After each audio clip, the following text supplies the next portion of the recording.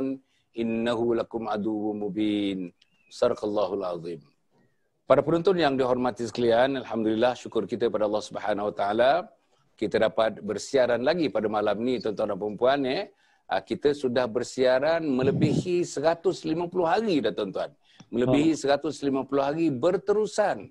Sebelah malam 150 hari, sebelah pagi pun pukul 7 pagi pun 100 lebih daripada 150 hari. Alhamdulillah semuanya kerana dengan izin Allah Subhanahu wa taala. Semuanya kerana sokongan dan dukungan daripada teman-teman, para penonton, semuanya yang jumlahnya kadang-kadang ribuan sampai 150,000 begitu yang menonton kita. Alhamdulillah. Mudah-mudahan Allah memberikan kekuatan kepada mereka dan kekuatan kepada kita. Di samping itu, tuan-tuan, saya dibariskan daripada dulu sampai sekarang ni, dan 150 hari lebih ni, dekat-dekat 200 lebih ustaz-ustaz dan ustazah para asatizah yang menyertai kita. Alhamdulillah. Mereka menyertai, memberikan buah fikiran mereka yang sangat bernas dan menurunkan ayat Quran dan hadis dan athar dan sebagainya yang diulas untuk memantapkan lagi hujah-hujah mereka dengan ulasan yang sangat baik, dengan package ulasan yang sangat baik. Malam ni tuan-tuan dan puan kita memaparkan, boy tak ada gambar sini. Boy. Malam ini kita memaparkan saudara 3 orang. 3 orang insya-Allah yang akan menyertai kita membincangkan tajuk kita pada malam ini. Tajuk kita malam ini ialah musibah akhir zaman. Musibah akhir zaman. Yang akan membincangkan yang pertama Ustaz Amir Adili Muhammad Nur, tuan-tuan dan puan yang memang biasa menyertai kita. Alhamdulillah mungkin kali yang 4, kali yang kelima agaknya beliau menyertai kita. Alhamdulillah kita ucap dan baru saja balik daripada Kelantan rasanya. Dan mungkin letih lagi, tapi apapun tuan-tuan dan puan atas nama dakwah timbul kekuatan itu tuan-tuan, kekuatan untuk berdakwah dan datang pada malam ini bersama dengan kita.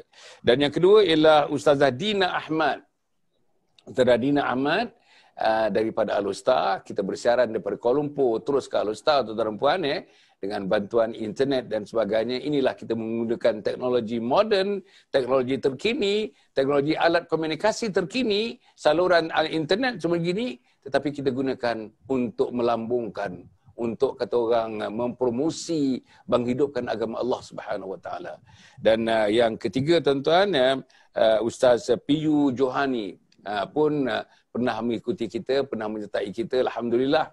Piyu Johani tuan-tuan masih muda lagi. Alhamdulillah dapat memberikan fikiran daripada sudut orang muda untuk melihat sesuatu fenomenon, terutama apa yang kita bincangkan malam ini, musibah akhir zaman.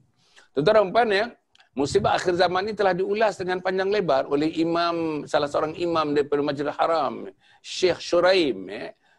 Dalam saya dah baca dia punya teksnya tuan-tuan dan puan dampaknya alhamdulillah menekankan sangat kita kena berhati-hati dengan tindakan orang Yahudi, Nasara dan sebagainya seluruh dunia ini untuk mengabukan mata umat Islam. Untuk tuan-tuan bukan membangunkan tetapi tuan-tuan menjatuhkan umat Islam dengan tuan-tuan tumpuan-tumpuan mereka ialah kepada benda-benda yang boleh mengasyikkan, yang melalaikan, melarakan itu. Dan kita tengoklah anak-anak kita bagaimana tuan-tuan. Kita diketepikan, Tok Wan diketepikan, Tok Nek diketepikan, adik abang diketepikan, mak ayah pun diketepikan kerana gadget yang namanya smartphone yang ada di tangan mereka. Tuan-tuan insya-Allah untuk memulakan Al-Fadhil Ustaz Amir Adili Muhammad Nur akan memulakan tuan-tuan dalam 3-4 minit begitu untuk memberikan mukaddimah yang menyentuh persoalan mengenai musibah akhir zaman. Silakan Ustaz.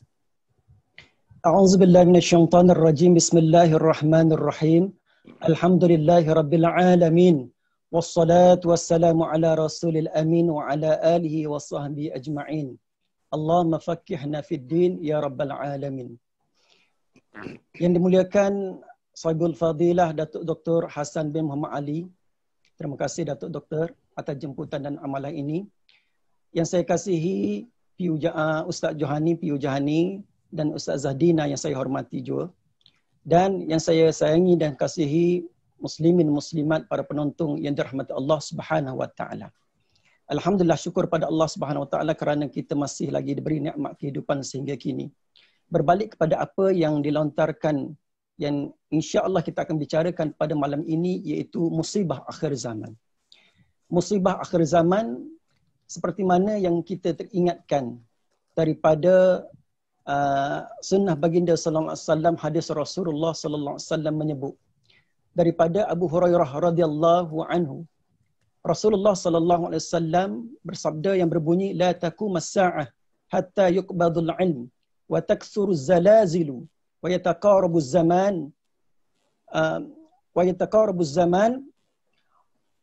wa tazhar al-fitan wa yaksur al-harj. Kata Rasulullah sallallahu alaihi wasallam, tidak akan berlakunya kiamat sehingga mana diangkatnya ilmu, banyaknya berlaku gempa, masa berlalu dengan pantas, banyaknya terzahirnya fitnah-fitnah, dan banyaknya berlaku pembunuhan. Riwayat Bukhari.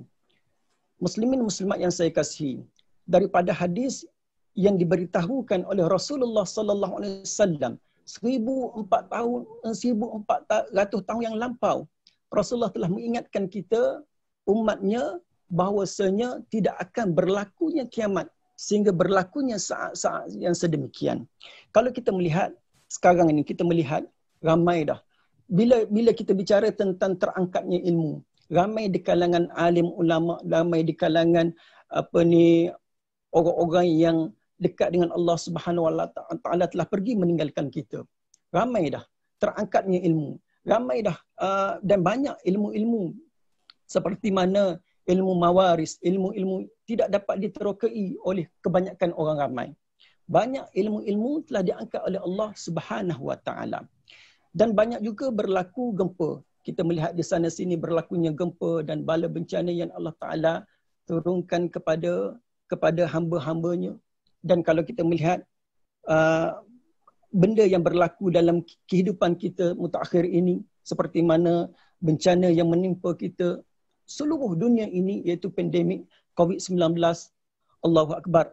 Dan yang ketiganya, masa berlalu begitu pantas. Kata Rasulullah SAW, tidak berlakunya kiamat sehingga kan terasa masa itu berlalu begitu pantas. Dan yang keempatnya, berlakunya banyak fitnah-fitnah. Dan yang kelimanya, berlakunya banyak pembunuhan-pembunuhan. Bila kita bicara tentang masa tu berlalu begitu pantas, akhir zaman itu masa tu terasa begitu patah berlalu. Kadang-kadang macam kita rasa sendiri. Kadang-kadang kita tak terasa pun sekarang kita dah di usia sebegini. Kita tak terasa pun kadang-kadang, ya Allah, usia kita sebegini. Lalu kita teringat bila keadaan kita ni terasa masa kita begitu pantas, teringat kita hadis baginda sallallahu alaihi wasallam, iaitu daripada Anas bin Malik radhiyallahu anhu, Rasulullah sallallahu alaihi wasallam bersabda yang bermaksud tidak akan berlakunya kiamat sehingga waktu itu berlalu begitu pantas, seolah-olah setahun itu seumpama seperti mana sebulan. Sebulan itu seumpama seperti seminggu. Seminggu itu seumpama sehari. Sehari itu seumpama sejam. Sejam itu dirasakan seperti mana satu sambaran api. Seolah-olah api yang memakan daun-daun yang kering. Seolah-olah rasa macam tu. Begitu pantasnya berlaku masa dalam tempoh akhir zaman yang berlaku. Jadi gambaran-gambaran yang diberikan oleh baginda Rasulullah SAW 1400 tahun yang lampau, lalu kita sebagai umat yang kita perlu kena rasa, kena ketahui bahawasanya kita ini adalah umat yang dirindui oleh Rasulullah SAW berbanding dengan para sahabat radhiyallahu anhum ajma'in. Rasulullah SAW pernah menyebut depan sahabat bahawasanya baginda teramat-amat merindukan kita umat ni, umat baginda ni, umat yang akhir zaman yang tidak pernah berjumpa beliau, tidak pernah berjumpa baginda, tetapi teramat merindukan baginda sallallahu alaihi wasallam. Tetapi menjadi titik persoalan kepada kehidupan kita. Bagaimana kita nak duduk dalam kategori golongan-golongan umat-umat yang dicintai oleh baginda Rasulullah sallallahu alaihi wasallam. Padahal kita berada dalam gambaran suasana akhir zaman. Jadi bertitik tolak daripada situlah, maka kita kena ambil cakna apa yang dipesan oleh baginda sallallahu alaihi wasallam itu 5 perkara yang mana tidak berlakunya kiamat sehingganya berlaku keadaan yang sedemikian, kita perlu alert, kita perlu ambil cakna, dan kita kena perlu berada dalam kondusi yang baik dari sudut amalan ibadah kita, dari sudut hubungan kita dengan Allah Ta'ala, hubungan kita dengan manusia, supaya kita tidak termasuk dalam kategori golongan-golongan orang yang menerima musibah berada di dalam kehidupan akhir zaman. Wallahu a'lam. Terima kasih Ustaz. Alhamdulillah. Tuan-tuan, Ustaz Amir sudah memberikan kepada kita muqaddimah. Maknanya beberapa perkara yang disentuhnya yang menggambarkan fitnah akhir zaman. Ataupun masalah-masalah yang mesti menimpa, perkara-perkara yang mesti menimpa kita. Dan telahan-telahan ini dibuat sejak 1400 tahun dahulu, tuan-tuan dan puan. Tak ada kajian sains, tak ada kajian empirical. Tetapi Rasulullah sallallahu alaihi wasallam, apa yang disebutkan oleh baginda, tuan-tuan, nampak di depan mata kita. Nampak, tuan-tuan. Sangat jelas apa yang disebutkan Ustaz Amir tadi, sangat jelas. Dalam rumah kita ada, luar rumah kita ada, jiran tetangga kita ada, masyarakat kita ada, dan seluruhnya, tuan-tuan. Kalau cikgu di sekolah tengok murid-muridnya, ada elemen-elemen yang disebutkan itu, tuan-tuan. Elemen-elemen yang menggambarkan akhir zaman. Seperti masa, tuan-tuan. Masa berlalu. Masya Allah, tuan-tuan. Bayangkan, 1 jam, 1 minit tu macam membakar sampah macam tu, membakar daun-daun begitu saja. Gambarkan. Dan kita merasakan, tuan-tuan. Ini merasakan. Saya sangat merasakan bahawa masa berlalu sebegitu sekali cepatnya. Tahu-tahu anak kita dah besar. Tahu-tahu cucu kita dah besar. Tahu-tahu dah nak kahwin, tuan-tuan dan itulah, tuan-tuan, konsep masa yang ada sekarang. Tandanya dunia ini sudah berada di hujung-hujungnya. Kiamat sudah makin hampir kepada kita. Persediaan kita menghadapi kiamat itulah, tuan-tuan dan puan. Saya nak pergi kepada Ustazah. Ustazah, ya. Satu hadis lagi, Ustazah, ya, daripada Abu Hurairah radhiyallahu an. Umatku akan ditimpa penyakit yang pernah menimpa umat terdahulu. Ada 6 penyakit. Tapi saya nak minta Ustazah di peringkat awal ni, peringkat konseptual. Mula-mula ni peringkat konseptual dulu. Nanti peringkat yang kedua, round yang kedua, kita nak pergi kepada inti dia. Apa inti dia? Round yang ketiga, kita nak pergi kepada kesan implikasinya kepada kehidupan kita. Apa yang kita ceritakan itu. Jadi ada 3 tahap. Ini masih konseptual. Okey. Ada 6 yang disebutkan, tapi saya nak minta Ustazah, tuan-tuan, mengulas 2 perkara. Umatku akan ditimpa penyakit yang pernah menimpa umat terdahulu. Penyakit-penyakit itu, 1, terlalu banyak bersukaria. 2, terlalu mewah sehingga mereka lupa kepada Allah Subhanahu Wa Taala. Agaknya Ustazah 2 perkara ni, Ustazah. Boleh tengok terlalu banyak bersukaria. Fun fair lah, trade fair lah, tuan-tuan. Berbagai-bagai. Tak ada, tuan-tuan, tak ada majlis yang diadakan, tak ada perhimpunan yang diadakan, tidak ada unsur bersukaria itu.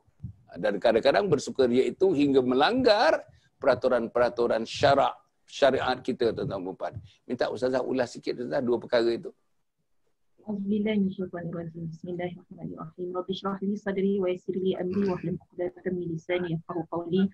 Assalamualaikum warahmatullahi wabarakatuh. Terima kasih kepada Datuk Dr. Hasan Ali. Sama ni duk tengok kot dalam TV, alhamdulillah pada kecil Forum Perdana Ehwal Islam, alhamdulillah hari dapat walaupun duduk sebelah-sebelah dalam skrin je, alhamdulillah. Baik, seterusnya Ustaz Amir Adili yang saya hormati dan juga P. Johani yang saya hormati. Baik, bertepat pula apa ni Datuk punya soalan pada malam ini. Memang saya duk tengok hadis ni memang ada kat depan mata saya sekarang, alhamdulillah. Masya-Allah. Masya-Allah. Baik, jadi daripada saya tengok daripada kitab 40 hadis peristiwa akhir zaman yang telah ditulis oleh disusun semula oleh Abu Hasan Ali Banjari An-Nadwi Al-Maliki dalam versi bahasa Melayu, ya. Baik, jadi dalam satu hadis Nabi SAW daripada Abu Hurairah radhiyallahu anhu, katanya bahawa beliau telah mendengar Rasul SAW bersabda, umatku akan ditimpa dengan penyakit umat-umat yang dahulu. Maka seorang sahabat bertanya, apakah penyakit itu, wahai Rasulullah? Dan Nabi menjawab, penyakit itu semuanya macam mana yang disebut oleh Datuk tadi, ada 6. Ya, dan ke-6 ni sebenarnya bila kita kupas, sebenarnya sedang berlaku di dalam apa yang masyarakat yang sedang kita lihat sekarang. Yang pertama sekali, kita tengok terlalu banyak bersukaria. Sampai perkara-perkara bermanfaat hari ini perlu dilakukan dengan cara bersukaria. Contoh kalau dekat sekolah, cikgu tu pandai buat lawak, cikgu tu pandai menyanyi, cikgu tu pandai menghibur, maka dia akan jadi seorang guru yang diminati. Kan sedangkan itu adalah cerita tentang adab menuntut ilmu. Kan sampai ada satu tahap tu ada guru yang kurang dihormati sebab terlalu sangat watak penghibur dia. Ya. Baik, jadi sampai perkara yang bermanfaat, perkara yang asalnya, perkara yang bagus akhirnya jadi hiburan. Dan segala perkara adalah tentang hiburan pada masa sekarang. Bukalah TV. Kan TV yang paling orang suka tengok apa? Kan TV yang ada drama apa?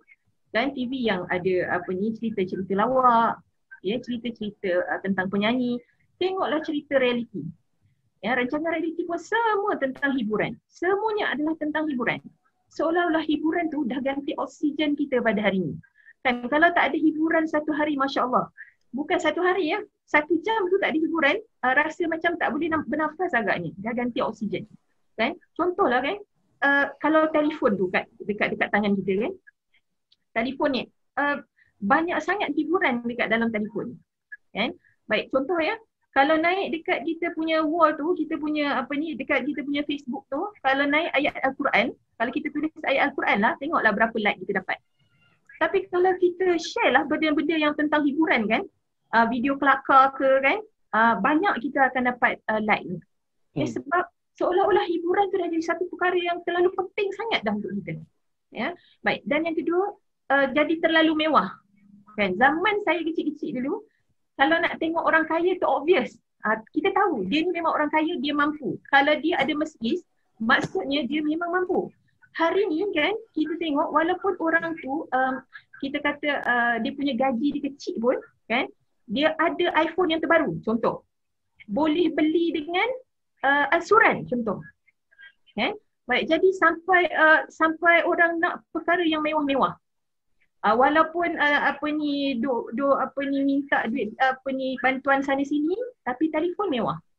Allah, kan lagi boleh kita nak dapat yang elok-elok lah kita kata.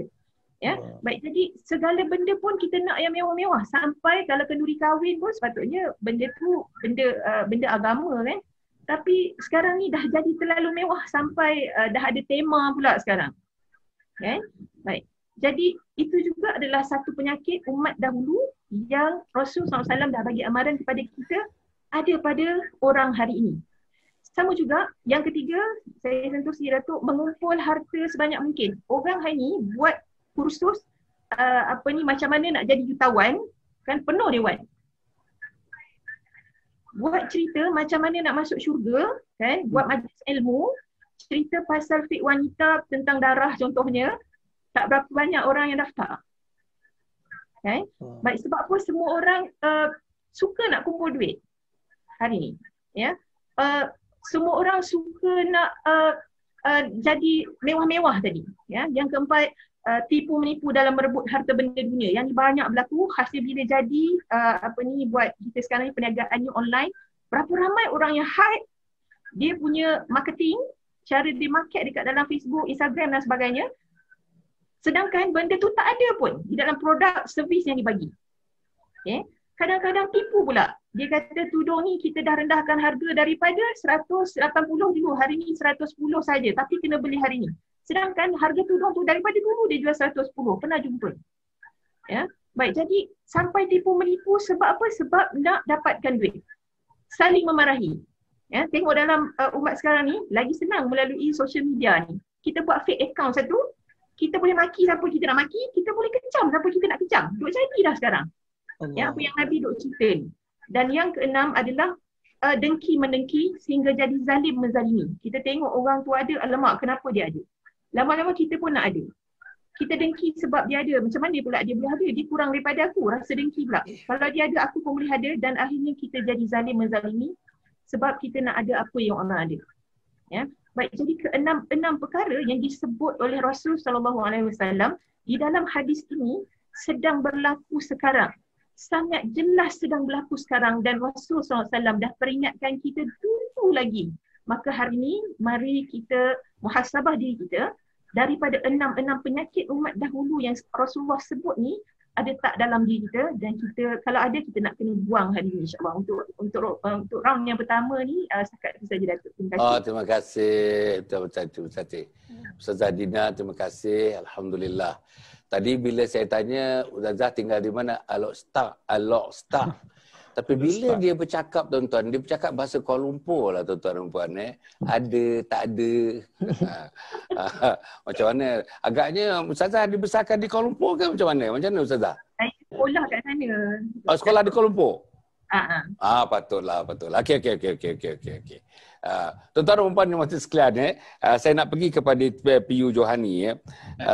PU, kita ni kalau kita tengok, inilah budayanya. Kalau kita disimpulkan dari segi izm-izmnya, inilah budaya yang memang dirancang sedemikian rupa kerana dia nak menarik faktor-faktor kemanusiaan, keinsanan, kemanusiawian kita ni. Supaya bila dia tarik faktor itu, maka mudahlah tuan-tuan, mudah kita menerima. Mudah kita menerima 6 perkara yang diceritakan oleh Ustazah tadi. Tuan-tuan dan puan. Jadi faktor materialism, liberalism, secularism dan yang tengoknya hedonism. Hedonism ni selalu saya sebut dalam ruangan ni, kita ulang sebab benda ni makin timbul. Benda ni makin gairah. Apa dia budaya hedonisme? Hedonisme ialah budaya nafsu syahwat. Tuan-tuan, buka saja handphone, pop-up pun datang. Pop-up datang kadang-kadang, tak ada surat benang pun tuan-tuan daripada pop-up itu. Inilah dia budayanya. Dan saya nak menyebutkan tuan-tuan supaya PU dapat ulas sikit sebagai orang muda takutnya orang muda yang ada sekarang ini menganggap inilah budayanya. Inilah yang bapa aku ndak, inilah yang mak aku ndak. Tak kisahlah mak aku macam mana pun, tapi mak aku pun tengok juga, ayahku pun tengok juga, ayahku pun ada handphone juga, mak aku pun ada handphone juga. Akhirnya budaya ini berpusing begitu, dan bila berpusing begitu teraku dalam diri, terterima dalam diri, termasuk dalam diri. Inilah budayanya. Siapa yang tidak menikmati budaya ini, dia menjadi outcast namanya. Orang yang di luar, yang tidak sepadan dengan tamadun baru ini. Macam mana PU? A'udzubillahi minasyaitonir rajim. Bismillahirrahmanirrahim. Alhamdulillahirabbil alamin wa bihi nasta'in wassalatu wassalamu ala asyrafil anbiya'i wal mursalin sayyidina Muhammad wa ala alihi washabbihi ajma'in. Subhanaka la 'ilma lana illa ma 'allamtana innaka antal alimul hakim. Rabbi shrah lana sudurana wa yassir lana umurana wahlul 'uqdatam min alsinatina yafqahu aqwalana. Qala Rasulullah sallallahu alaihi wasallam, kun 'aliman aw muta'alliman aw mustami'an aw muhibban wa lam takun khamisan fatahlik. Jadilah kamu orang yang alim ataupun orang yang belajar ataupun orang yang mendengar ataupun orang yang suka. Tetapi jangan kamu jadi golongan kelima. Dalam hadis yang lain Nabi juga bersabda yang mafhumnya, golongan kelima itu ialah yang tidak menyukai ilmu dan ahlinya, fatahlik, binasalah ia. Yang saya kasihi lagi saya hormati kepada Al-Fadhil Sahibul Fadilah Datuk Dr. Hassan Ali, juga kepada sahabat panel Ustaz Amir Adli, juga kepada Ustazah Dina. Tadi kalau Ustazah Dina daripada Al-Ustaz cakap KL, ini orang Johor boleh cakap utara. Nah. memang logat saya ni logat utara lah, tapi saya orang Johor. Orang Johor punya. Jadi berbalik kepada apa yang ditanyakan oleh Datuk Dr. Hassan Ali tadi, berkenaan dengan apa yang berlaku pada hari ini. Nah, apa yang berlaku pada hari ini iaitu kepada perkara-perkara yang bukan saja pada orang muda sebenarnya. Semuanya terkena pada pada segenap lapisan masyarakat, daripada retua sampailah ke kanak-kanak. Nah, benda ini berlaku disebabkan kita sudah pun dipengaruhi. Nah, namun tuan-tuan yang saya kasihi sekalian, apabila sesuatu perkara itu mempengaruhi diri kita, jadi yang pertamanya, mengapa perkara tersebut boleh mempengaruhi diri kita? Nah, itu yang pertama. Yang kedua, apakah sebab perkara tersebut mampu mempengaruhi diri kita? Dan yang ketiga, bagaimana untuk kita tidak terpengaruh dengan perkara tersebut? Jadi macam Datuk kata tadi, apabila suatu perkara yang salah, Dia sebut tadi Ustaz Amir Adli kepada fitnah-fitnah akhir zaman, apa yang berlaku. Kemudian Ustaz Dina pula sebut tadi berkenaan dengan penyakit-penyakit yang berlaku pada umat akhir zaman. Dan jadi perkara-perkara tersebut semuanya menjadi budaya, sudah dibudayakan. Nah, sudah menjadi kelaziman. Nah, mengapa menjadi kelaziman? Kerana perkara-perkara yang mentaati Allah sudah tidak menjadi kelaziman. Itu sebenarnya. Itu punca dia. Nah, apabila suatu perkara yang mentaati Allah sudah tidak menjadi kelaziman, maka akan melazimilah pada perkara yang dimungkari ataupun yang diingkari oleh Allah Subhanahu Wa Taala. Yang Allah murka. Sebab ada ruang. Nah, masih ada ruang. Ada ruang untuk kenapa? Kerana diri itu tidak dipenuhi dengan kelaziman mentaati perintah Allah Subhanahu Wa Taala. Jadi tuan-tuan yang saya kasih sekalian, seronok juga saya nak menyebut bila sebut kepada tajuk ni. Saya kalau pergi mengupas suatu perkara, saya suka kupas tajuk dulu. Saya suka kupas tajuk dulu. Macam pertemuan kita yang sebelum ni pun macam itulah. Nah, sebab kita ada kepada, kalau kita dari sudut agama ni, nak bincang mesti ada daripada sudut lughah, mesti ada sudut istilah. Nah, namun daripada segi lughah saja pun kita sudah boleh memahami. Baik. Yang pertama bila sebut tajuk kita ni musibah akhir zaman. Apa itu musibah sebenarnya? Itu perkara yang perlu kita faham juga. Nah, supaya kita tak nampak semua perkara tu musibah belaka. Sebab ni musibah dalam bahasa kita, fahaman kita. Tapi musibah itu bahasa Arab. Nah, oleh itu kepada musibah atau satu lagi jenis yang sama tetapi dalam makna yang lain iaitu bala, dan satu lagi namanya fitnah ataupun disebut fitan. Nah, musibah, bala ataupun fitnah. Maka apa itu musibah? Sesuatu yang diberikan Allah pada bentuk yang tidak disukai oleh manusia. Nah, tujuannya apa? Kerana manusia itu ada melakukan kesalahan yang besar. Maka itulah namanya musibah. Nah, yang kedua bila diturun bala, bala itu juga dalam bentuk yang tidak disukai oleh manusia. Nah, tak suka. Namun, ianya bertujuan untuk kebaikan manusia tersebut. Nah, yang ketiga, fitnah atau fitan, iaitu sama ada ia dalam bentuk yang disukai oleh manusia atau yang tidak disukai oleh manusia. Tujuannya untuk menguji tahap keimanan. Nah, jadi bagaimana kita memandang kepada situasi hari ini? Nah, kalau kita pandang ia sebagai satu musibah, baik tak untuk kita juga? Baik. Sebab kita akan mengaku bahawa kita ada buat salah. Nah, ada buat salah. Pasal tu Allah turunkan musibah. Jadi kalau kita anggap apa yang berlaku pada hari ini, yang seperti mana yang Nabi sebut tu telah berlaku pada zaman ini, maka ini musibah. Nah, musibah juga. Kalau kita pandang ia musibah, maka sedarlah semua bahawa kita ada buat salah besar pada Allah Subhanahu Wa Taala. Pasal itu musibah ni turun. Yang kedua, kalau kita nampak, kita anggap ujian yang ada pada hari ini, nah, apa yang disebut oleh Nabi ini berlaku pada hari ini, bala, maka bala itu bila kita terima sebagai bala, ianya untuk kebaikan kita. Bila kita sebut untuk kebaikan kita, kita tak akan pandang benda tu untuk rungutan. Kita akan bersyukur kerana diberikan ujian oleh Allah dan kita akan menginsafi. Nah, sebab ada kebaikan untuk kita, takkanlah kita memandang ataupun bersangka buruk kepada Allah Subhanahu Wa Taala.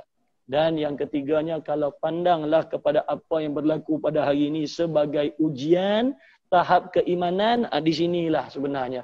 Nah, jadi wahai orang-orang yang ada di luar sana, terutamanya anak muda ke siapa saja, nah, jangan perkara yang kamu lazimi ini daripada perkara-perkara yang tidak disukai oleh Allah, yang sudah kamu jadikan kelaziman ini dan menjadi kesukaan pula pada kamu. Kamu tidak anggap bahawa ianya adalah satu ujian dari Allah untuk keimanan kamu.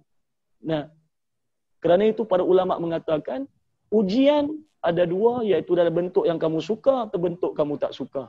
Tetapi sebegitu ramainya manusia gagal dalam ujian dalam bentuk yang ia suka. Nah, dan ramai yang berjaya dalam ujian dalam bentuk yang ia tidak suka.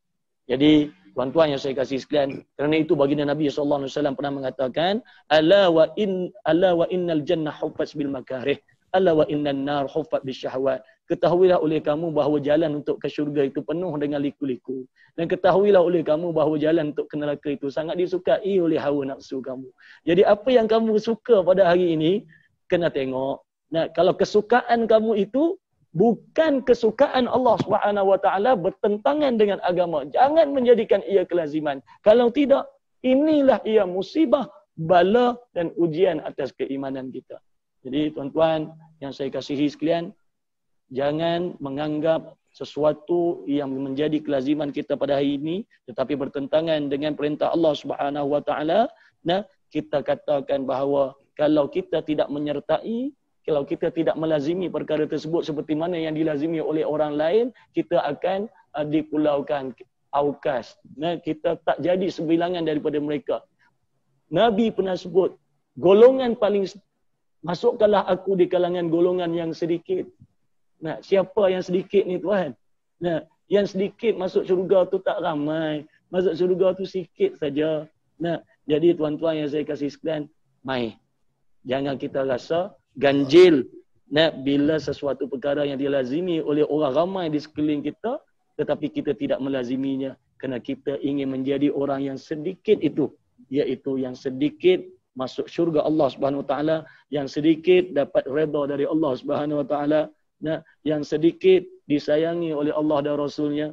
Jadi jangan risau atau pelik menjadi ganjil di kalangan orang-orang yang sebenarnya ganjillah mereka kerana menentang perintah Allah Subhanahu wa taala. Itulah orang yang ganjil sebenarnya. Nah, tetapi orang-orang yang mentaati perintah Allah di kalangan orang-orang yang mengingkari perintah Allah, dia bukanlah orang yang ganjil. Insya-Allah. Cukup sekadar itu. Terima kasih PU, alhamdulillah, cantik cantik ulasan yang dibuat oleh PU, tuan-tuan dan puan ya. Maknanya dari segi kelaziman, ujian yang didatangkan Allah Subhanahu wa taala, tadi tentang musibah, tentang bala, tentang fitan, tentang fitnah dan sebagainya. Tuan-tuan dan puan, ini semuanya adalah merupakan asam garam yang disadurkan, yang dibancuhkan, yang diadunkan untuk tuan-tuan menjadikan kita ni lupa kepada daratan dan lupa kepada Allah, lupa kepada agama. Inilah tuan-tuan dan puan. Kita ni dalam pusingan yang kedua ni, kita nak tengok kesannya. Tadi Ustazah Dina sudah sebutkan sebahagian daripada kesannya. Dan kita hidup dengan kesan itu. Jangan pergi jauh-jauh lah. Rumah kita sajalah tengok kesan terhadap anak. Berapa sukar kita nak mengejutkan subuh, anak kita nak bangun subuh. Berapa sukar isteri kita nak menunjukkan suaminya untuk bangun subuh. Berapa sukar kita nak mengejutkan tuan-tuan, anak-anak kita yang menjadi tanggungan kita, menantu kita untuk pergi sembahyang subuh. Berapa sukar nak menarik mereka datang ke masjid. Berapa sukar untuk meyakinkan kita kena duduk majlis ilmu. Tuan-tuan, cikgu tentang majlis ilmu ni, saya dalam dekat-dekat 30-35 tahun dengan anak-anak sekolah rendah, sekolah menengah sampai universiti, tentang ilmu agama sangat-sangat dhaif. Minta maaf pada penonton, sangat-sangat dhaif. Tentang amalan agama lagi dhaif. Tuan-tuan, sungguhlah anak-anak kita sembahyang, dapatkan seorang ustaz yang faham dengan fardu ain, memang mahir fardu ain, suruh dia tengok tuan-tuan, rukun qaulinya, rukun fi'linya, rukun qalbinya kita tak tahu. Suruh dia sembahyang subuh 2 rakaat tuan-tuan. Daripada takbiratul ihram sampai memberi salam. Tuan-tuan, tak boleh buat tuan-tuan. Tak boleh. Tak boleh. Doa iftitah pun tak lepas. Tak lepas tuan-tuan. Inilah yang berlaku. Jadi dalam pusingan kedua, sebelum kita pergi pusingan kedua ni, mari kita dengar dulu sedikit lagi pesanan daripada Yayasan Sabha. Sekitar dalam 1 minit begitu. Silakan. Alhamdulillah. Anjur Husnul Khatimah ialah sebuah projek bagi mengisi saudara keperluan insan-insan di permukaan bumi ini, iaitu untuk mati dalam husnul khatimah sesuai dengan doa kita, Allahumma khtim lana bi husnul khatimah wa la takhtim alaina bisu'il khatimah.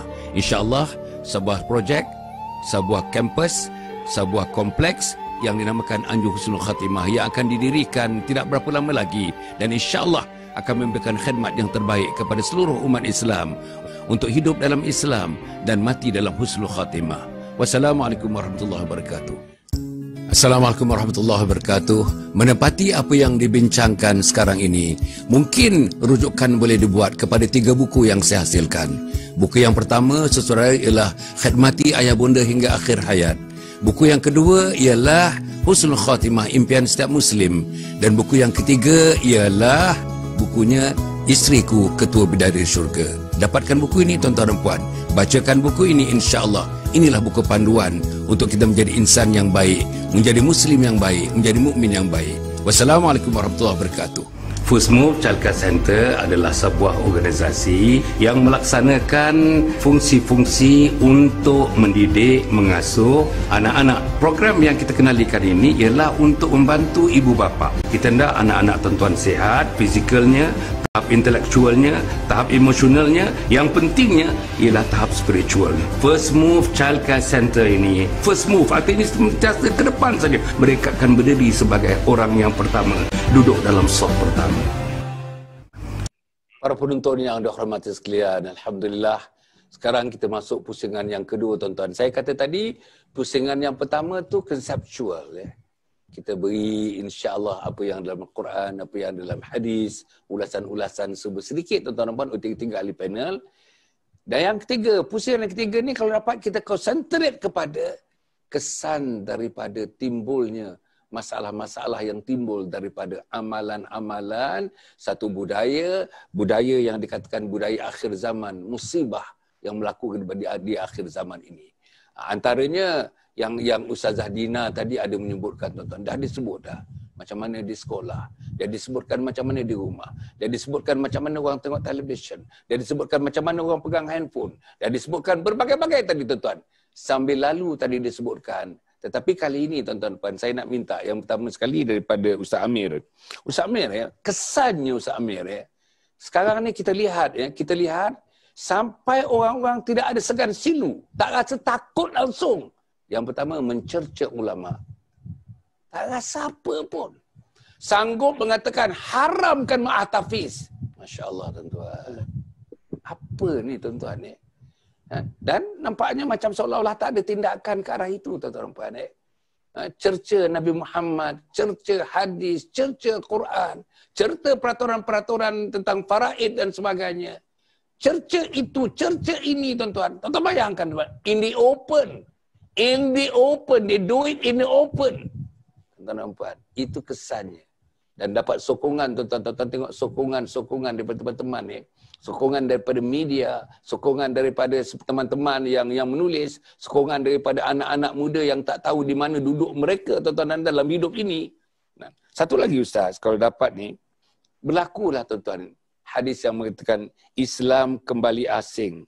Islam itu tersebar dalam keadaan asing, dan ia akan kembali sebagai sesuatu yang asing. Asing dah Islam, tuan-tuan. Macam Ustazah sebutkan tadi. Asing. Nak cerita agama, asing. Nak cerita hukum hakam, asing. Nak ada seminar mengenai taharah untuk perempuan, asing. Tuan-tuan. Yang tak asing, yang ada hiburan. Yang ada nafsu syahwat. Yang ada hiburan, yang menari, bertandak. Orang tua-tua pun menari. TikTok, tuan-tuan. Allah. Itulah budaya. Malu, tuan-tuan. Saya tengok orang tua-tua menari 70-80 dalam TikTok, tuan-tuan. La hawla wa la quwata illa. Tuhan sajalah yang mengetahui, tuan-tuan. Sila Ustaz Amir ulas sikit tentang ini. Ini ialah dia punya antecedent dia. Maknanya apa yang berlaku dan terus akan berlaku, dan perkara ini semakin serius hingga mencabut semuanya. Sesuai dengan Piu kata tadi. Yang masuk syurga ni terlalu sedikit. Yang masuk syurga terlalu sedikit, tuan-tuan dan puan. Sila Ustaz Amir. Bismillahirrahmanirrahim. Allahumma salli ala Sayyidina Muhammad. Baik Datuk, para penonton yang saya kasih dan insya-Allah dikasihi Allah Subhanahu wa taala. Antara kesan disebabkan musibah yang berlaku dalam kita ni, iaitu yang pertama sekali saya tertarik dengan apa yang disampaikan oleh Ustazah Dina tadi. Maknanya kita yang tadi hidup dalam keadaan hedonism, berhibur, terlampau sangat berhibur. Sehingga kan kita lebih mengutamakan hiburan daripada apa yang kita nak bawa untuk kebahagiaan hati kita menuju mardatillah. Dan saya juga tertarik dengan hadis yang dibacakan oleh Ustaz Johani tadi, iaitu pesan baginda Rasulullah sallallahu alaihi wasallam berkaitan dengan jadilah kita ni jadilah dalam empat golongan ni. Cuma jangan jadi golongan yang kelima. Maknanya kita kena jadi golongan yang aliman, muta'alliman, mustami'an, muhibban, dan jangan jadi golongan yang kelima, yakni golongan yang fatahlik, yang mendapat celaan daripada Allah dan Rasulnya. Kalau kita tak berada dalam kondisi aliman, orang-orang alim macam Datuk Doktor umpamanya, macam Piyu Jahani umpamanya, macam Ustaz Zahdina umpamanya, kita tak boleh nak duduk dalam kelompok mereka. Maka jadilah kita dalam kategori muta'alliman, orang-orang yang dalam keadaan berusaha menuntut ilmu. Dan kalau kita tak mampu nak berusaha nak pergi ke kuliah, nak hadir ke kuliah, ke masjid mana ataupun program-program yang ada ilmiah macam mana, jadilah pendengar yang baik. Tengok banyak medium-medium sekarang ni, macam contoh yang seperti mana slot Salam Husnul Khatimah yang dah masuk hari yang ke-150 lebih. Allahu Akbar.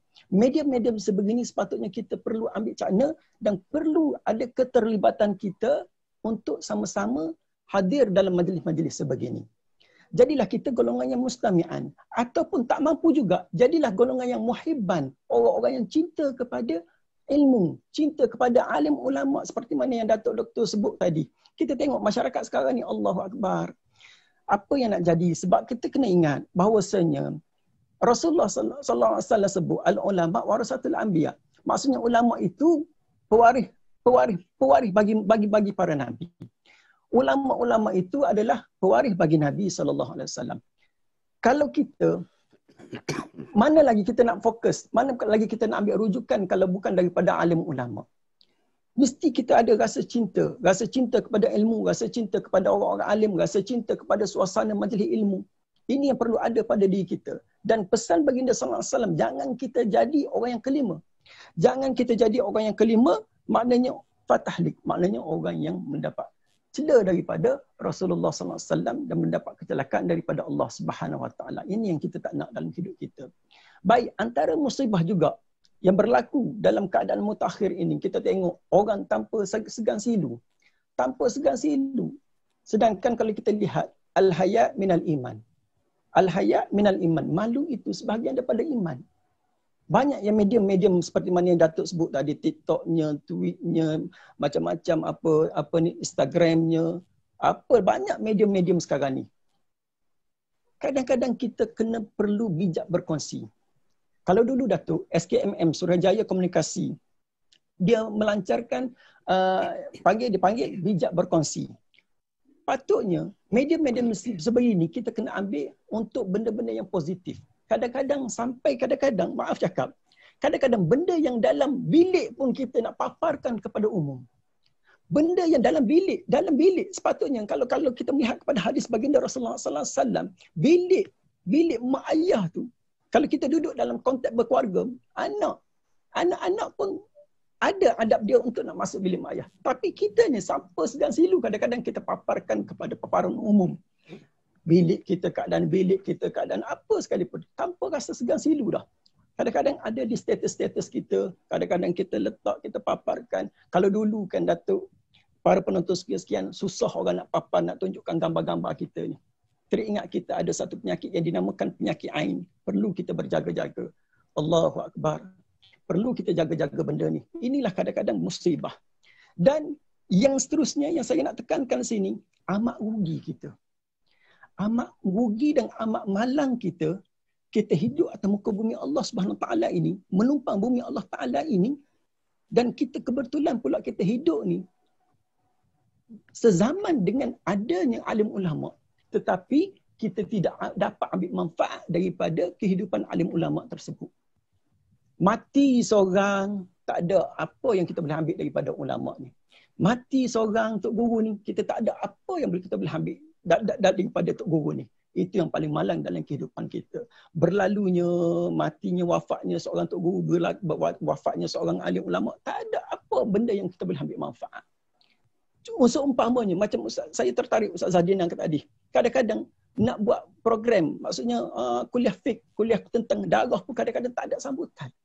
Cuba kita melihat, amat malang sekali kita. Amat malang sekali kita kalau kita tidak berada di tempat yang mana Allah Ta'ala suka. Sedangkan Allah Ta'ala, kita ni menumpang bumi Allah Ta'ala. Kita menumpang hidup atas bumi Allah Ta'ala. Kita kena tahu mana tempat Allah suka, mana tempat Allah murka. Kita kena tahu. Tempat-tempat yang Allah suka adalah masjid-masjid, adalah majlis-majlis ilmu. Kita kena perlu duduk dalam keadaan sedemikian. Jangan berada dalam kelompok-kelompok tempat-tempat yang Allah Ta'ala murka. Allahu Akbar. Kalau kita lihat senario yang berlaku. Senario yang memang berlaku. Kadang-kadang kalau kita lihat konsert besar-besar, konsert mega ke apa semua sekali, kadang-kadang tiket yang begitu mahal, orang sanggup beli.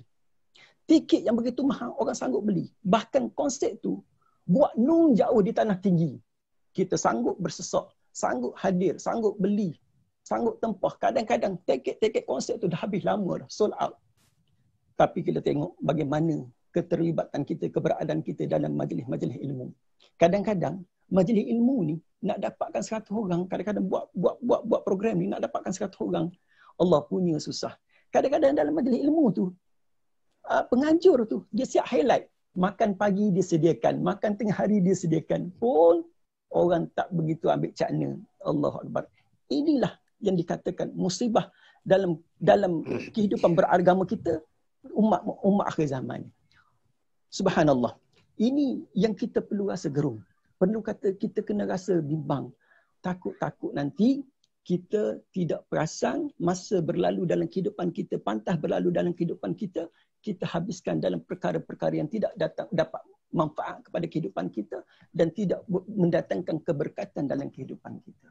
Saya ingat ada seorang kawan saya, kawan ni dia dalam friend, dia dalam Facebook, dia letak dalam status dia. Saya haramkan, dia kata, saya haramkan TV ni bersiar di rumah saya daripada pukul 7 hingga pukul 9. Allahu Akbar. Tak tahulah, kadang-kadang anak muda sekarang ni dia tahulah cerita-cerita tentang apalah, cerita apa semua sekali. Kadang-kadang waktu yang solid, sepatutnya dia perlu alert 7 hingga pukul 9. Kadang-kadang kita tengok kenapa dia tekankan macam tu. Oh, rupanya baik kalau kita di Kuala Lumpur, Datuk, 7.23 azan maghrib berkumandang. Betul lah dia kata pukul 7 tu dah mula diharamkan buka TV bersiaran sehingga pukul 9. Waktu yang singkat, 7.23 kalau kita di Kuala Lumpur ni maghribnya, 8.23 dengan isyaknya, maka waktu yang sedemikian, waktu yang ambil peluang untuk nak kumpul, kalau kata kumpul keluarganya dengan solat berjemaahnya, dengan adanya kelas mengajinya, adanya ruang-ruang tarbiyah agama ni. Benda-benda ni lah yang kita kena buat supaya kita tidak termasuk dalam golongan orang-orang yang mensiakan masa-masa kita yang Rasulullah kata tadi, tidak berlakunya akhir zaman, tidak berlakunya kiamat ni, sehingga berlalunya masa begitu pantas sekali dengan kita tadi tidak buat persediaan untuk menuju Allah Subhanahu Wa Taala. Itu yang paling ditakuti, Datuk. Terima kasih Ustaz, masya-Allah. Tuan-tuan ya, kita kena share concern Ustaz Amir. Bukan concern dia saja, concern kebanyakan orang, kebanyakan ibu bapa. Ustazah, saya nak sebut dah. Ibu bapa yang datang jumpa saya, bagi tahu saya dah angkat tangan dengan anak-anak, dia kata. Tak mampu dah tu, tak mampu. Tak mampu nak didik, tak mampu nak ajar, tak mampu nak suruh, tak mampu dah. Apa dia kata? Anak-anak laki-laki dia, anak dara dia keluar pukul 6, pukul 12 malam baru balik. Tuan-tuan cuba bayangkan. Dengan boyfriend dia naik motosikal pergi berdua-duaan entah ke mana entah. Boleh balik, besok mak bapak tak tanya pun, tak mau tanya pun. Bayang saudara. Tuan-tuan, tak ada rasa kecemburuan. Anak dara kita tak ada rasa kecemburuan. Keluar bersama laki-laki, tak ada rasa kecemburuan. Sampai peringkat itulah tuan-tuan, dayusnya kita. Saudara-saudara, apa yang saya nak sebutkan. Saya ialah sedih lah tuan-tuan tengok. Pasal saya ni alhamdulillah macam tuan-tuan juga banyak bergabung dengan masyarakat. Daripada dulu lagi. Jadi kita lihat perkembangan masyarakat. Dan perkembangan masyarakat ni tuan-tuan kata apa pun dari segi agamanya menurun. Inilah yang berlaku. Pada Ustazah saya nak sebut tuan-tuan ada. Tuan-tuan golongan muda ni, saya golongan muda. Tadi PU kata tak kisah tua, tak kisah muda, tapi yang ni saya nak muda ni, yang muda. Antara katakanlah dalam 15 tahun, setelah balik 14 tahun sampailah katakan 30 tahun. Ni golongan muda. Dan mereka ni akan mengambil tempat saya. Anak saya akan mengambil tempat saya. Anak-anak ini secara kolektif akan membentuk masyarakat. Anak ini secara kolektif akan membentuk manusia yang namanya warga negara. Apa nak jadi agaknya 20 tahun daripada sekarang? Kalau sekarang ni tuan-tuan macam itu keadaannya, tuan-tuan, maksiat berlaku di hadapan mata kita, tuan-tuan dan puan. Maksiat berlaku dalam handphone ni, tuan-tuan. Judi pun ada, seks pun ada, pornografi pun ada. Dan anak kita hidup dengan cara itu. Bayangkan 20 tahun ni manusia apa? Walaqad zara'na li jahannama katsiran minal jinni wal ins lahum qulubun la yafqahuna biha wa lahum a'yunun la yubsiruna biha wa lahum adhanun la yasma'una biha ulaika kal an'am bal hum adall ulaika humul ghafilun. Mereka seperti binatang ternakan, bahkan lebih hina daripada binatang ternak, tuan-tuan. Tuan-tuan bayanglah saya menternak binatang-binatang di rumah saya, tuan-tuan dan puan. Bayang. Jadi ustazah, sebagai pendidik ustazah, cuba sikit ustazah ulas sikit. Bismillahirrahmanirrahim. Allahumma salli ala sayyidina Muhammad. Bila Datuk sebut tadi tu, saya rasa sesak dada ni. Kan? Sesak betul dada bila betul. Macam mana yang Datuk sebut tadi, masalah remaja zaman sekarang ni bukan benda yang main-main lagi dah. Ya. Baik, jadi kalau kita tengok sebenarnya pada zaman sekarang ni usaha nak mendidik itu dah jadi terlalu mencabar. Ya, baik, tahap cabaran tu makam dia makam tinggi, kan? Dan kekeluargaan hari ni pun jadi sangat-sangat sukar, kan? Daripada ketua keluarga sampai ke anak-anak, ketua keluarga, ibu, anak-anak, dia jadi masing-masing ada cabaran masing-masing. Ya, baik. Jadi saya kadang-kadang macam yang Ustaz Amir sebut tadi kan. Kadang-kadang itulah kita ni sebagai orang-orang yang mengajak orang datang majlis ilmu ni kan, kadang-kadang rasa macam desperate benar kita nak panggil orang datang, kan? Yang siap tanya lagi ada makan tak, makan berapa kali, penginapan disediakan tak, kan? Padahal adalah ciput aja dibayar, kan? Benda yang tiket yang lain-lain yang berhibur tu, kalau pergi konsert ada tak tanya, ada makan tak konsert ni? Tak ada, kan? Pelik, kan? Baik. Sebab apa? Sebab budaya suka kepada hiburan ni, ya, dan berkira-kira dengan perkara-perkara bermanfaat. Sampai kadang-kadang tengok ada ustaz-ustazah yang mengajar Al-Quran kan, minta yuran sebulan RM15, kan? Kita jenuh defend RM15 tu untuk apa? Kena ikhlas dia kata, kan? Nak mengajar Quran ni kena ikhlas. RM15 dia kata, kan, mahal sangat ni, apa je RM15 ni dia kata. Ada orang tu RM5 je dia minta. Kan, jenuh kita nak defend. Kan, sebab budaya kita pada zaman sekarang ni, zaman kita berada pada akhir zaman, seperti mana yang telah disebutkan di dalam hadis-hadis yang telah dibacakan oleh Ustaz Amir, oleh PU Johani sebentar tadi. Ya, baik. Jadi cabaran dalam dalam kekeluargaan ni, kan, dia bukan saja dalam keluarga, bila pergi sekolah pun cikgu-cikgu jadi susah nak mendidik. Kan? Bermula daripada sekolah tu, daripada rumah tu, bila di rumah dah cacah merebah, pergi sekolah memang lagi susah cikgu-cikgu. Kan? Saya ada ramai kawan-kawan cikgu-cikgu macam-macam dia cerita. Ya? Baik, jadi ada yang contoh ya, dengan poin yang baru ni ada yang banyak isu yang tengah viral.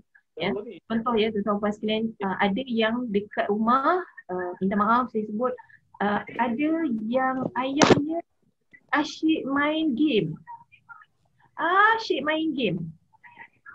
Ya, baik, bila isterinya tegur, bang tolonglah saya pun kerja juga macam awak, kan? Saya balik kerja, saya kena buat lagi kerja-kerja kat rumah ni.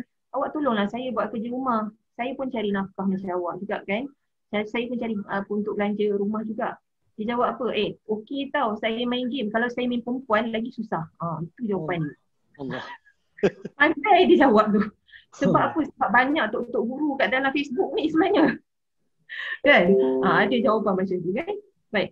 Jadi itu suami kan. Baru ni bila PKP Datuk macam-macam hal timbul kan. Rupanya suami ada girlfriend, hari tu ada girlfriend tapi sebab tiap-tiap kali balik boleh dating, so boleh sulam-sulam, balik kerja boleh sulam-sulam kan. Jadi tak perasan pun kata dia pergi dating ke apa, isteri tak perasan. Tiba-tiba PKP kena berkurung dalam rumah, dah gelisah dah. Tak boleh nak pergi dating apa semua. Lepas tu asyik nak bergayut apa semua. Dah mula-lama pecah tembelang pasal girlfriend. Kan? Lama-lama bergaduh. Masya Allah banyak sangat. Dan kalau kita tengok statistik baru ni pun benda-benda pornografi naik berganda-ganda waktu PKP. Yang menyebabkan kita jadi macam pusing.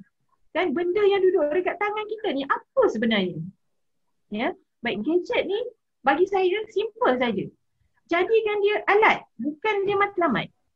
Kan? Alat maksudnya kita kawal dia. Kan? Jangan sampai dia kawal kita. Kan? Kita kawal sampai hari ni, dia orang ni yang buat apa ni game-game dekat dalam phone ni, dia pandai. Dia buat sampai dia boleh kawal kita. Contohnya kalau main game kan, anak kita, ni tak cerita jauh lah anak kita masing-masing kan. Kalau dia nak mula main PUBG dia tu, dia siap tanya macam ni, Umi ada apa-apa tak nak suruh orang buat? Tanya kan, kenapa? Tak, orang nak start main. Kalau orang start main kejap lagi kita dah tak boleh buat apa-apa tau. Setengah jam lepas tu baru boleh buat apa-apa balik. Dia cakap macam tu. Baik. Kenapa tak macam mana dia boleh kawal kita? Kalau kita start main, kita tak boleh letak. Kan kita terus main sampai habis satu game tu. Kan? Dan main satu game, ada lagi game-game yang simpul-simpul tu kan, naik lagi level. Lepas tu dia jadi macam ketagih kan, nak naik lagi. Sampai dia jadi ketagihan kepada kita. Ya. Dan dulu, nombor perasan tak gadget-gadget ni semua kan? Dulu zaman tak ada bisnes online, contohnya, yang apa yang saya sedar hari ni kan, waktu zaman tak ada bisnes online, ayah saya dulu pun berniaga. Dia berniaga, dia keluar berniaga, dia balik kerja, dia boleh main dengan kita, main dengan anak-anak apa semua kan. Dia boleh tumpukan kepada anak-anak. Dia boleh duduk dengan isteri dia, dia duduk dengan mak apa semua kan. Tapi hari ni bila bisnes online, selagi telefon tu duduk kat tangan, kadang-kadang pukul 1 pun orang tanya harga berapa. Kita jawab pula tu. Sampai dah macam masa kita dicuri. Masa tu keluarga tu dah tak ada. Lama-lama kekeluargaan tu runtuh tanpa kita sedar. Dan anak inilah yang kita hantar pergi sekolah, nak pergi menghadap dengan cikgu-cikgu, kan, yang mereka masing-masing juga ada cabaran di rumah masing-masing yang bermacam-macam dan akhirnya menyebabkan dia jadi semakin sukar nak dikendalikan lagi dah. Kan? Betul macam mana yang Datuk sebut tadi, sampai ada yang sampai rasa macam surrender. Aku dah tak tahu dah nak buat macam mana lagi dah. Betul. Sampai pergi jumpa ustaz-ustaz kan, mesti Ustaz Amir dengan P.U. Johani selalu jumpa orang datang minta yang tawak ustaz kan, tak tahu nak buat mana ni. Kan? Yang tawak. Yang tawak main baca-baca sikit ni, tak tahu nak buat lagu mana. Kan? Baik, antara kesilapan itulah bagi saya sendirilah, saya sendiri muhasabah saya untuk malam ni, antara kesilapan awal kita adalah bagi telefon dekat anak. Kan? Itulah benda yang paling awal silap kita sebenarnya. Kan? Bila kita start bagi telefon dekat anak, kita dah hilang kawalan sebenarnya. Kan? Baik, jadi sebab itu pada hari ini kan, kita nak mendidik anak-anak ni, antara yang diberi oleh guru saya, dia pesan bagi tuan-tuan perempuan penonton yang belum lagi bagi telefon dekat anak-anak, tolong ya. Baik, yang pertama jangan bagi. Kan, selagi dia tak sampai umur dia tak perlu ada telefon, jangan bagi. Yang kedua, kalau pun bagi sebagai reward sahaja. Okey, hari ni kalau awak baca buku 2 jam, Umi bagi awak main setengah jam. Bagi dia sebagai reward sahaja, tapi bukan bagi telefon dekat dia. Kalau pun terpaksa kita bagi telefon, dia faham ada setengah tu naik Grab saja balik. Kan? Jangan sekali-kali kata ini Umi hadiahkan, Mama hadiahkan telefon ni untuk awak, ni telefon awak, jangan. Sebut saja kata ni telefon ni Mama punya, Mama pinjamkan kat awak sebab awak perlu ada telefon nak naik Grab. Jangan pernah sekali-kali kata ni telefon awak. Bila telefon Mama, Mama ikut suka nak ambil bila. Kalau awak letak password, awak kena bagi tahu Mama. Kan? Kalau awak rosakkan, awak hilangkan, awak kena ganti. Ya. Baik, jadi supaya kita masih lagi ada kawalan kepada apa yang berlaku dalam hidup anak kita. Kalau tak kan, yang kita cakap suruh solat ni satu, yang dia duk tengok dekat dalam phone kita tak tahu apa benda. Kan? Tambahlah dia duduk dalam bilik, kita pun tak sempat nak observe 24 jam kan. Ya, baik. Jadi sekadar itu untuk pusingan ini reka. Allah, terima kasih Ustazah.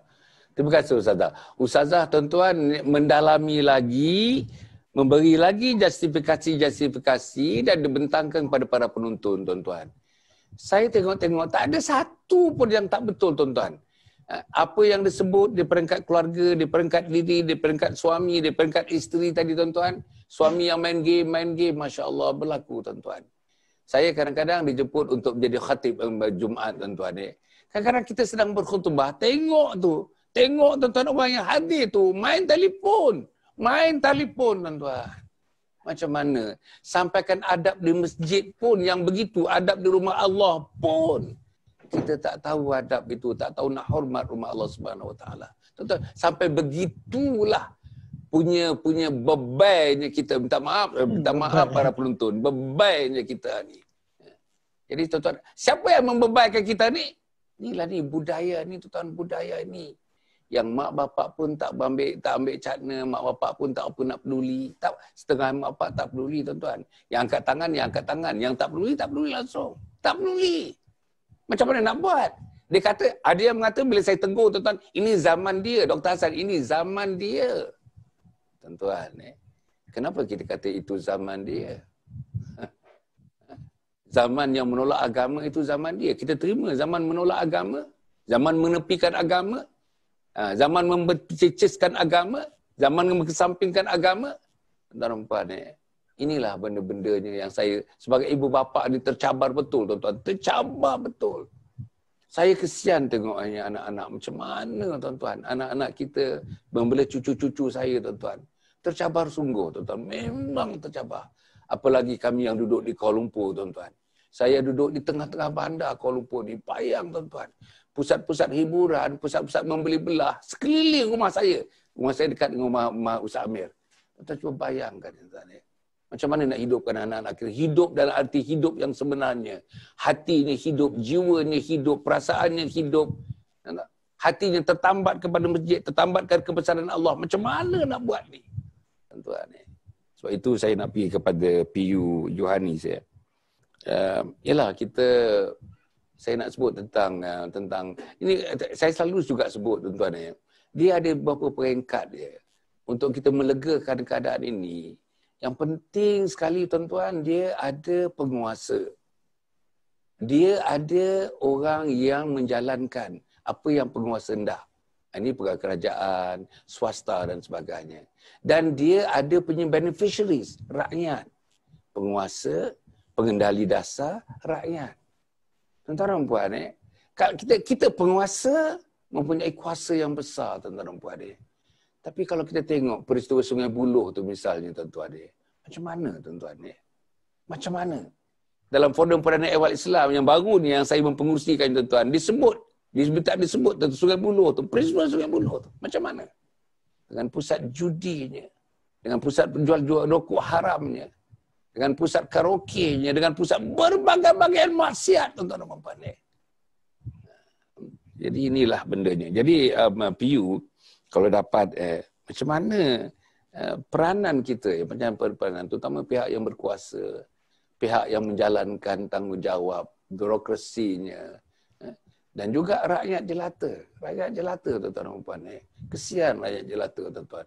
Saya kesian kadang-kadang tengok kita ni ialah saya pun kesian diri saya sebenarnya, kesian anak saya. Tapi saya masih kesian lagi melihat orang-orang yang tak tahu apa nak buat. Tak ada persediaan. Persediaan ilmu tak ada, persediaan kemahiran tak ada, persediaan network tak ada. Tak ada. Jadi dalam keadaan ketidakadaan itu, maka timbullah gejala namanya helplessness. Jadi hidup, tuan-tuan, hidup di bumi Malaysia yang saya rasakan, kita dah pergi satu dunia. Malaysia ni yang terbaik, tuan-tuan, yang terbaik. Tapi dalam terbaik ini, saya berdiri dalam dunia, dalam satu negeri yang helpless, tuan-tuan. Helplessness. Macam mana PU Johani? A'udzubillahiminasyaitanirrajim. Bismillahirrahmanirrahim. Assalamualaikum warahmatullahi wabarakatuh. Bila sampai soalan pada saya ni, memang saya rasa soalan-soalannya agak hebat-hebat juga. Siapa soalannya? Baik, jadi tuan-tuan yang saya kasih sekalian, bila menyebut kepada plan tindakan, apabila kita nak menguat kuasa, bila disebut kepada apa yang disuruh oleh Allah dan Rasul. Nah, Allah yang menguasai sesuatu, dia memerintahkan kita untuk melaksanakan apa yang diperintahnya.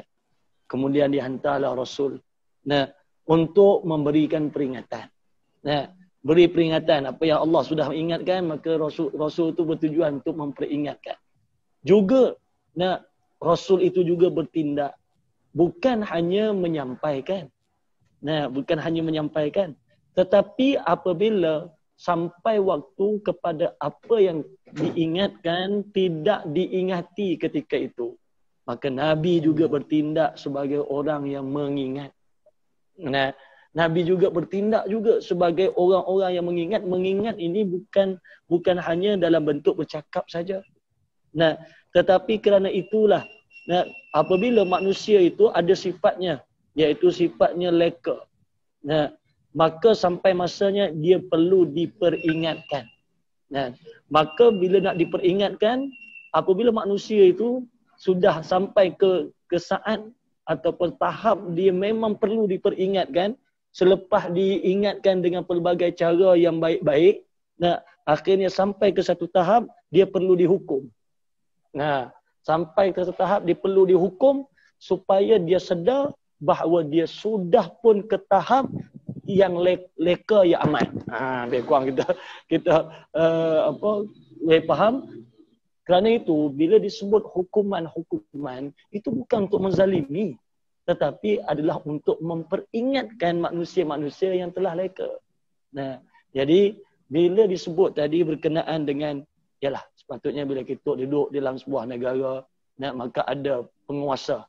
Maka jangan sebut kepada penguasa itu tidak mempunyai kuasa yang hebat untuk mendidik masyarakat.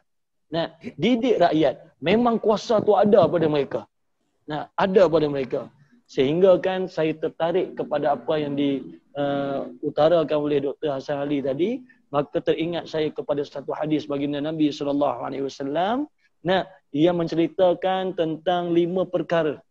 Nah, 5 perkara daripada Abdullah bin Umar bin Khattab radhiyallahu anhuma.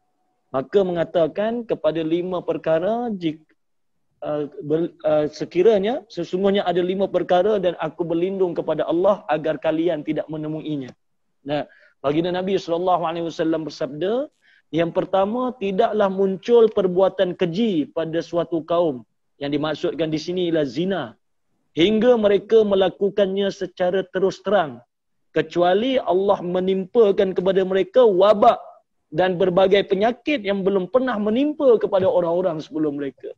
Jadi hari ini wabak yang datang pada kita ni, mesti kita sedar juga, ada daripada punca perbuatan zina dan pelacuran yang kita biarkan. Nah, dan ianya dibuat secara terang-terangan. Nah, maka ada tak di situ kuasa pemerintah? Nah, kita dah ada dah. Nah, benda tu dalam tadi tersebut kat telefon semua pun boleh kita macam-macam.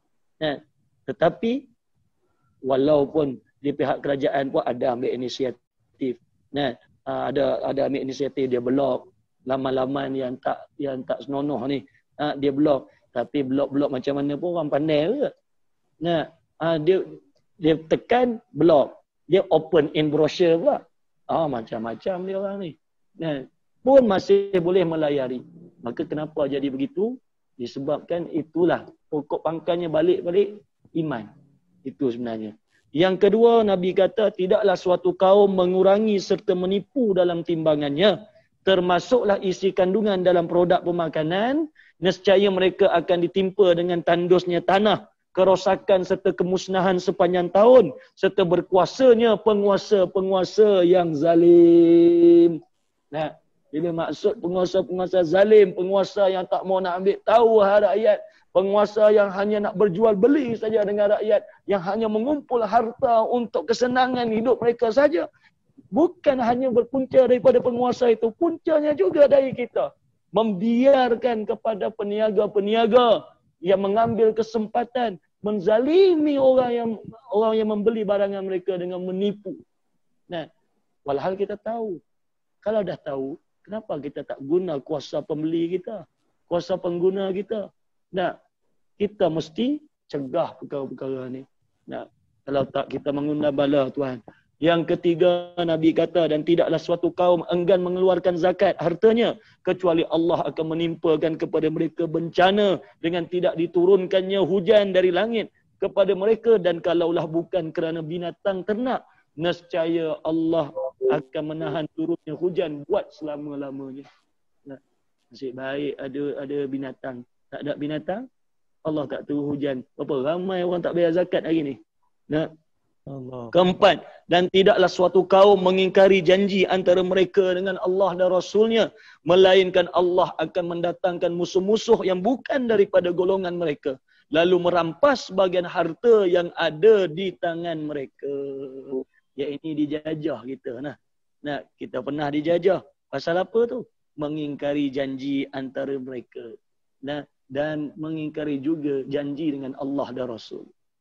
Jadi tuan-tuan yang saya kasih sekalian, masalah yang ada pada hari ini juga berpunca daripada pengkhianatan kita terhadap janji kita kepada Allah dan Rasul. Dan yang kelima, selama mana pemimpin mereka tidak berhukum dengan kitabullah dan tidak memilih yang terbaik untuk dilaksanakan daripada apa yang Allah telah turunkan, kecuali Allah turunkan kepada mereka kesengsaraan, perpecahan di antara mereka.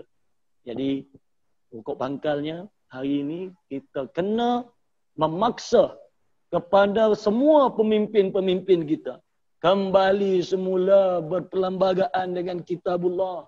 Kalau tak selesailah masalah yang ada pada hari ini. Namun sememangnya kita sudah berada di akhir zaman. Namun walaupun sudah berada di akhir zaman, semua benda yang Nabi sebut tu memang akan ada dan sudah ada. Adakah kita mau berputus asa?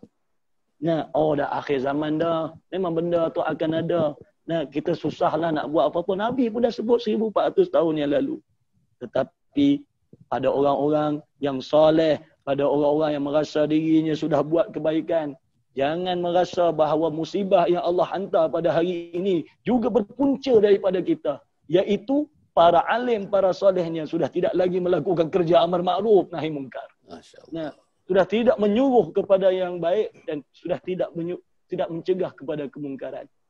Betul lah apa yang Ustazah Dina kata tadi. Kadang-kadang ustaz-ustaz kita pun, ustazah kita pun dah terpengaruh dah. Nah, nak ajak orang memanglah menggunakan uslub nak tarik minat tu tak ada masalah. Nah, uslub saja, cara. Tetapi kalau dah sampai itulah isinya, maka ianya sudah lain, itu dah menyimpang. Jadi bagi saya, sememangnya apa yang berlaku pada hari ini, ketidakadanya penguatkuasaan baik daripada pemimpin maupun daripada pemimpin-pemimpin yang ada, pemimpin kecil. Nah, bapa pun pemimpin juga pada anak-anak, suami pemimpin kepada isteri, isteri pemimpin juga pada anak-anak. Jadi pemimpin-pemimpin ini tak jalan tanggungjawab, maka Allah akan memberikan perpecahan di antara mereka, insya-Allah. Terima kasih Ustaz. Tuan-tuan kita ni dah bersiaran 1 jam, dekat 1 jam 15 minit dah tuan-tuan dan puan ya. Akhirnya ni saya nak bacakan sepotong kata-kata hikmat daripada Sayyidina Umar Ibn Khattab, tuan-tuan dan puan ya. Dan saya hendak kita punya ahli panel ni komen 1 orang 1 minit, 1 orang 1 minit, 1 orang 1 minit. Saya dengar tuan-tuan apa yang disebut ni, Masya Allah. Itulah di antara mungkin penyelesaiannya. Kalau kita teliti betul-betul apa yang Sayyidina Umar sebut, tuan-tuan dan puan, mungkin ini jadi penyuluhnya, penyuluh jalan. Something clearer at the end of the tunnel, tuan-tuan dan puan. Ada benda yang kita nampak, lights, at the end of the tunnel. Apa kata Sayyidina Umar? Sesungguhnya kita dulu sebelum Islam, tuan-tuan, sesungguhnya kita dulu sebelum Islam adalah kaum yang paling hina. Lalu Allah muliakan kita dengan Islam. Lalu Allah muliakan kita dengan Islam. Maka jika kita mencari kemuliaan dengan selain daripada Islam, tuan-tuan mencari kemuliaan selain daripada Islam, maka kita akan kembali dihina olehnya. Nya itu refer kepada Allah Subhanahu Wa Taala. Saya nak ulang balik. Sesungguhnya kita dulu sebelum Islam adalah kaum yang paling hina. Lalu Allah muliakan kita dengan Islam. Allah muliakan kita dengan Islam. Apa alatnya yang Allah gunakan? Apa instrumennya? Islam. Maka jika kita mencari kemuliaan dengan selain daripada Islam, maka kita akan kembali dihinakan olehnya. Nya itu Allah Subhanahu Wa Taala. Tuan-tuan, itu bersamaan dengan satu ayat Quran yang disebut, wa anna hadza sirati mustaqiman fattabi'uhu wa la tattabi'us subula fatafarraqa bikum an sabilihi dzalikum wasaqum bihi la'allakum tattaqun. Ini jalanku yang lurus. Ini jalan yang lurus. Macam Piu sebut tadi. Inilah jalan yang lurus. Jangan ikut jalan-jalan yang lain. Jalan-jalan yang mempersembahjauhkan kamu daripada berada di jalan yang lurus yang pernah diteroka oleh junjungan besar Nabi Muhammad sallallahu alaihi wasallam.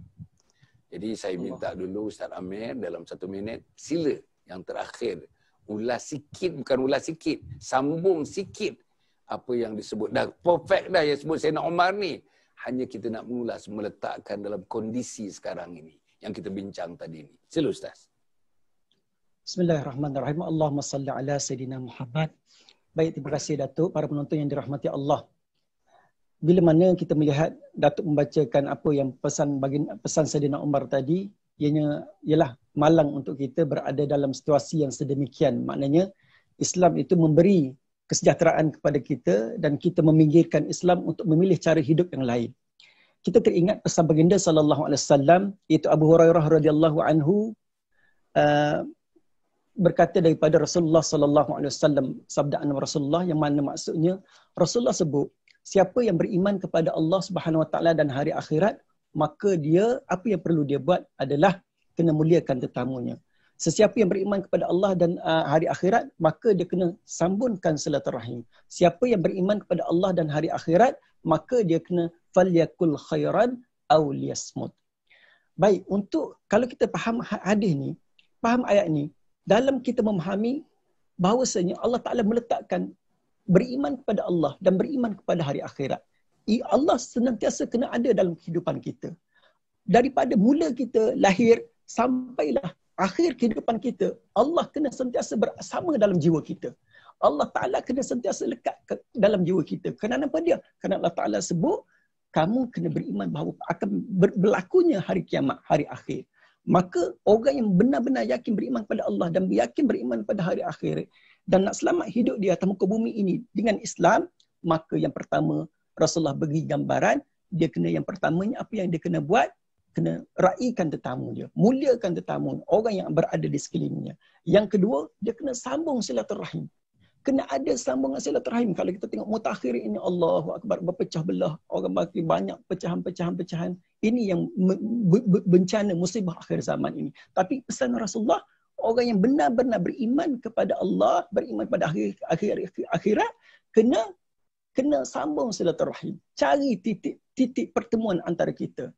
Banyak benda yang kita sama. Dari segi akidah kita sama. La ilaha illallah Muhammadur Rasulullah. Daripada kiblat kita sama. Baitullah.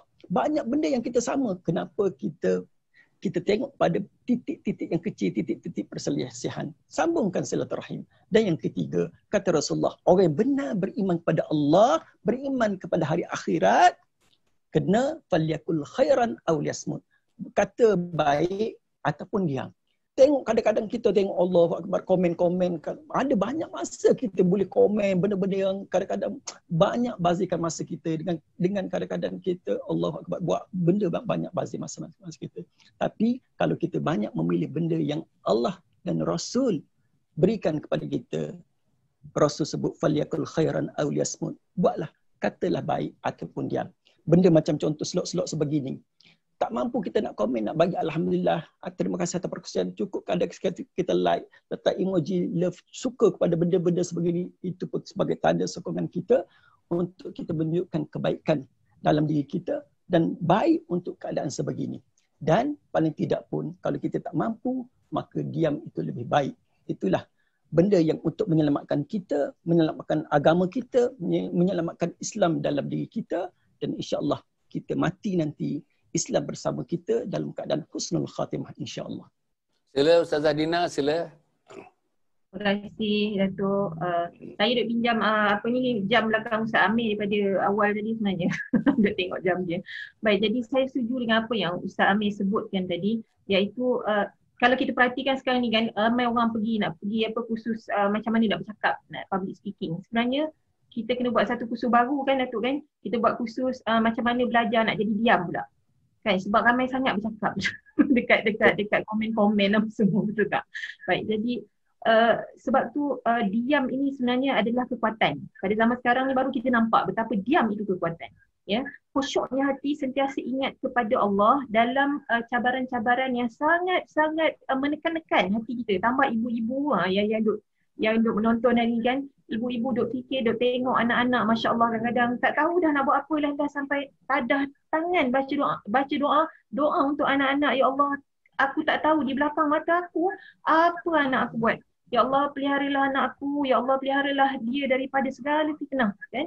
Baik, jadi sebab itu hati sentiasa kena khusyuk kepada Allah, ingat kepada Allah, supaya kita sendiri sebagai ibu pun tidak dilalaikan.